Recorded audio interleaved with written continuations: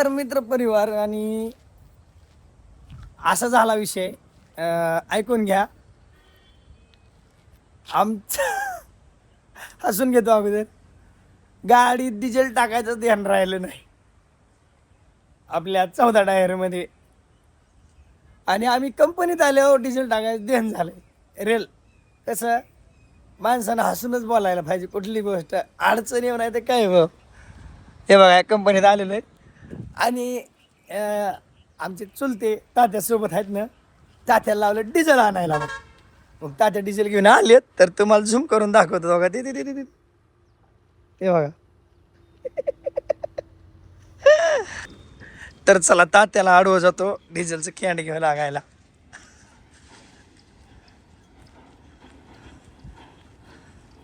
हे बघा बघा, बघून घ्या तात्या डिझेल घेऊन आले तर बघा.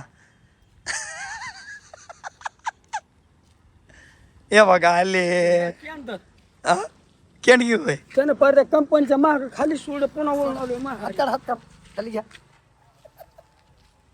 त्यानं ती कंपनी सिटीवर बघितलं त्या रस्त्याने नेलं खाली. आमचं डिझेल काय पूर्ण संपलेलं नाही, 2 बोटं डिझेल होतं. म्हणून आम्ही म्हणलं अगोदरच आपलं लपडा पुन्हा नको म्हणून अगोदर डिझेल आणायला लावलं होतं मी तात्याला. पण त्रास झाला काय नाही टेम्पोला सोड आहे तर माहिती त्याच्या भोका पुन्हा रिक्षाने घेत नाही पुन्हा गेलोय. तात्या शिवाय द्यायला लागलं. पुन्हा रिक्षा उभं राहतोय मग वाहन जात म्हणलं. कसं वाटलं मग? आदरचे करायला असंच करायला पाहिजे ना. हा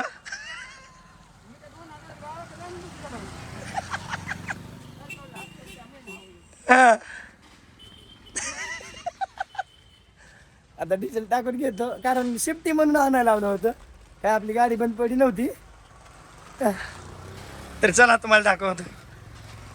आमच्या तात्या बघा मस्त पैकी आता डिझेल टाकलं बघा आणि गाडी भरायला लावली. काय म्हणला?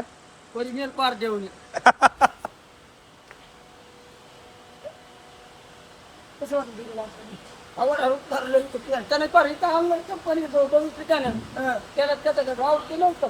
त्याला वाटलं इथून वाट आहे महाग पुन्हा त्याला देवाला मला महाग आहे महाग येऊन बघितलं. तर त्याला मित्रांनो होत असतंय, असं चाललेलं असतंय.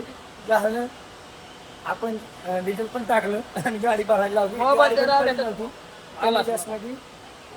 म्हणलं बंद पडू नये म्हणून, आणि बँड राहिलं नाही. फोन चालू होते गावाकडनं घराकडचं. चला बाहेर